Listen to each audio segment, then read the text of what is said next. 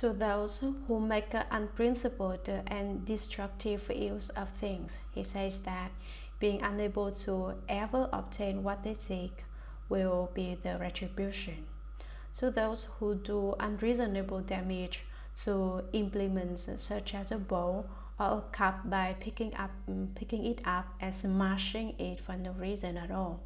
Actually, not just a cup, but all goods belonging to the temple, including personal goods, cannot be destroyed.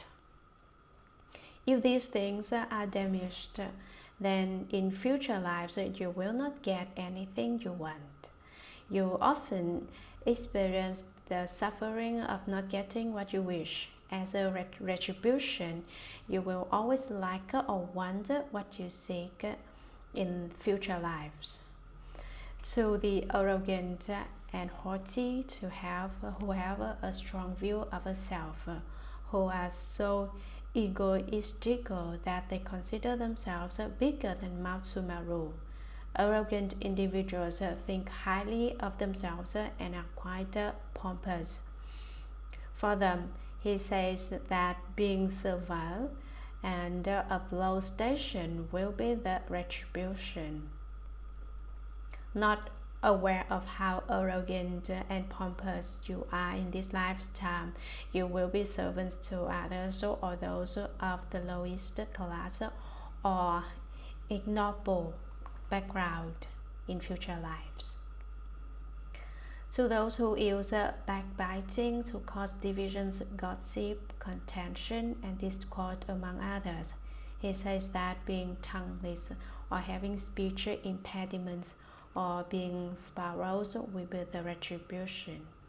To those with deviant views for which they do not observe the rules because they have the wrong kind of understanding, he says that being reborn in the most impoverished and backward regions will be the retribution.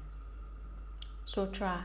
The bad habits involving body, mouth, and mind karma that beings of Jambudvipa perpetuate result in hundreds of thousands of retributions like those. I have only listed a few examples here, since the varying karma created by beings of Jambudvipa brings about different responses. A strong Bodhisattva uses hundreds of thousands of expedient means to teach and transform beings. Those beings must first undergo retributions such as those and then fall into the hells, where they pass through eons without being able to escape. You should therefore protect people and nations. Do not allow the accumulation of karma to confuse beings.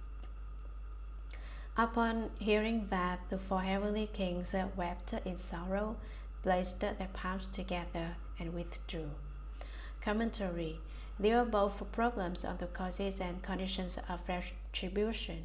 The bad habits involving body, killing, stealing, committing sexual misconduct, and others. Mouth, the four evil karma of frivolous speech, lies, harsh speech, and divisive speech, and mind, the evil karma of greed, hatred, and delusion, which create the 10 types of evil karma that beings of southern Jambudvipa perpetuate, results in hundreds of thousands of retributions like those.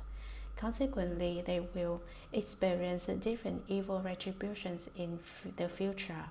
I have only explained in brief rather than in detail, and listed a few examples here. Since, as described earlier, the varying evil karma created by all beings of southern Jambudvipa brings about different responses. A strong Bodhisattva uses hundreds of thousands of expedient means to teach and transform all beings. Those beings of southern Jambudvipa must first undergo many retributions such as those described, and then fall into the hells, where they pass through eons without being able to escape. For this reason, you four heavenly kings should therefore protect people and nations. Do not allow the accumulation of karma to confuse and entangle beings. Upon hearing the causes and conditions of retributions that Shakyamuni Buddha explained earlier, The four heavenly kings wept in sorrow. Why did the four heavenly kings hear this and cry out of sadness? On the other hand, they were sympathetic with living beings for having to face this kind of suffering. On the other hand, they were ashamed that they did not live up to their responsibilities in protecting living beings.